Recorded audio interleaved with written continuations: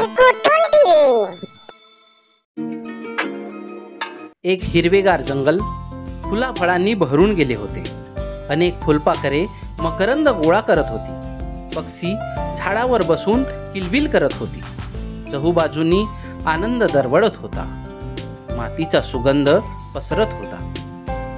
अशा वातावरणात जंगलातील प्रत्येक प्राणी आनंदाने जीवन जगत होता। काही दिवस गेले आणि उन्हाळा चालू झाला। झाडाची पाने गळू लागली आणि उन्हाच्या झळा लागू लागल्या। प्राणी कासावीस झाले। नदी नाले कोरडे पडली। पाण्यासाठी प्राण्यांची भटकंती चालू झाली।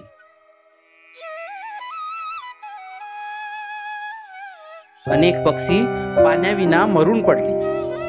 दुर्दैवाने त्या वर्षी पाणीच पडले नाही। पाण्याचा दुष्काळ निर्माण झाला। जमिनी कोरड्या पडल्या। यावर उपाय करण्यासाठी जंगलातील प्राण्यांची सभा भरली। सिंह म्हणाला, जंगलातील माझ्या प्राणी सहकार्यांनो, आपल्या जंगलामध्ये पाण्याचा भीषण दुष्काळ पडला आहे।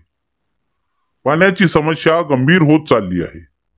यावर उपाय शोधण्यासाठी म्हणून आज आपण एकत्र आलो आहोत। तरी आपल्याकडे काही उपाय असतील तर ते सांगावे। वाघ म्हणाला, पाण्याविना ह्या जंगलात राहणे अतिशय कठीण झाले आहे।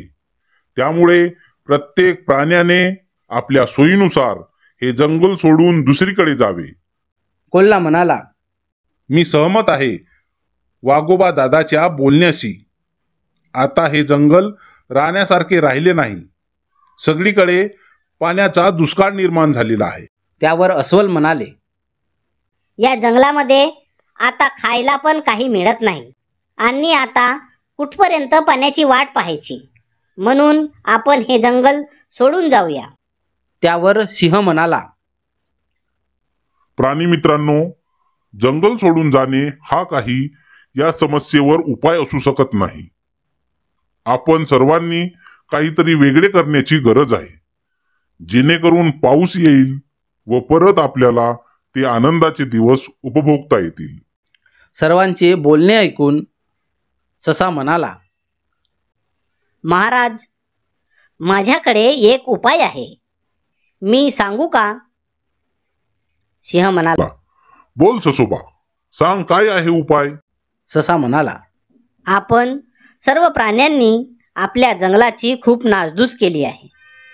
अनेक प्राण्यांनी जंगलातील झाडे पाडली। जंगल विरळ झाले आहे।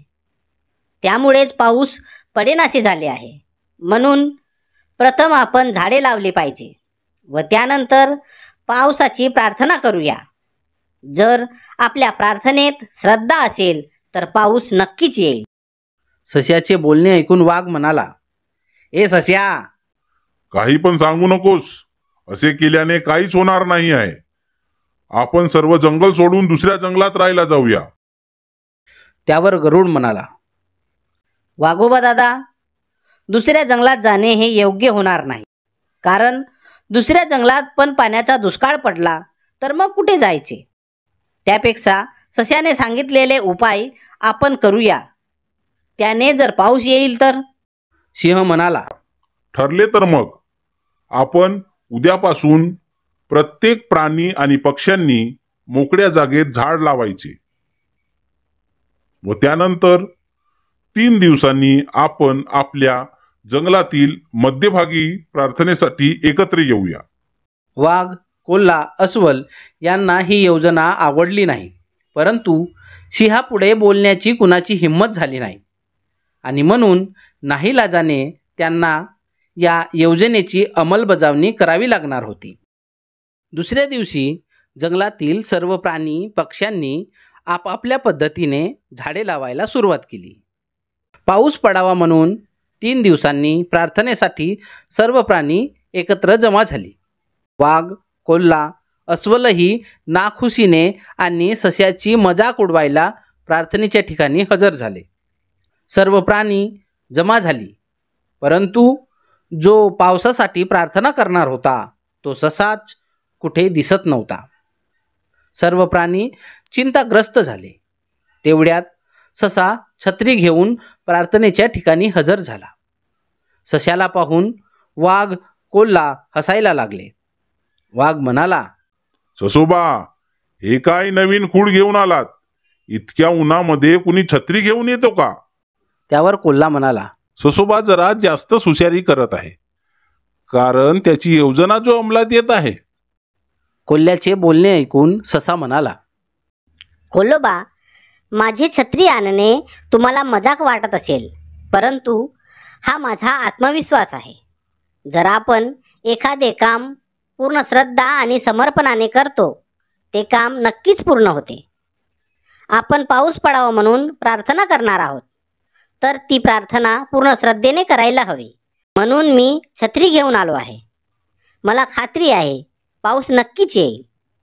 सिंह म्हणाला, प्राणी मित्रांनो, आज आपण आपल्या जंगलात पाऊस पडावा म्हणून प्रार्थना करणार आहोत. ससोबा, प्रार्थनेला सुरुवात कर. ससा म्हणाला, ये रे पावसा. खरंच पावसा, आज तुझी आम्हाला सर्वांना गरज आहे. तुझ्या विना आम्ही सर्व प्राणी व्याकुळ झालो आहोत. आम्ही सर्व प्राणी तुझी वाट पाहत आहोत. आम्ही सर्वांनी झाडे लावली आहेत आणि ह्यानंतर आम्ही निसर्गाचा संतुलन नेहमी राखून ठेवू. म्हणून पावसा, तुला पुन्हा विनंती करतो की तू आम्हाला चिंब भिजव. बघ, तू येणार म्हणून मी छत्री आणली आहे आणि मला विश्वास आहे की तू नक्कीच येणार म्हणून. अशा प्रकारे सस्याची पाऊस यावा म्हणून असलेली प्रार्थना संपली. पण पाऊस काही आला नाही. सर्व प्राणी निराश होऊन जाऊ लागले. वाघ म्हणाला, मी अगोदरच म्हणालो होतो की ह्या सस्याच्या बोलण्यावर विश्वास ठेवू नका, पाऊस येणार नाही म्हणून. त्यावर कोल्हा म्हणाला, हो ना, मला तर अगोदरच माहीत होते की पाऊस काही येणार नाही म्हणून. आपल्याला आता हे जंगल सोडून जावे लागणार आहे. कोल्ह्याचे बोलणे ऐकून ससाही निराश झाला व काही न बोलता जाऊ लागला. तोच सश्यावर पावसाचा एक थेंब आकाशातून पडला. सश्याने वर पाहिले आणि पावसाला सुरुवात झाली. त्या दिवशी खूप पाऊस आला. नदी नाले भरून गेले. अशा प्रकारे सश्याचा आत्मविश्वास जिंकला. त्यानंतर वाघाने व कोल्ह्याने सश्याची माफी मागितली व सर्व प्राणी पुन्हा एकदा आनंदाने राहू लागले. जंगलात पुन्हा तेच आनंदाचे दिवस आले.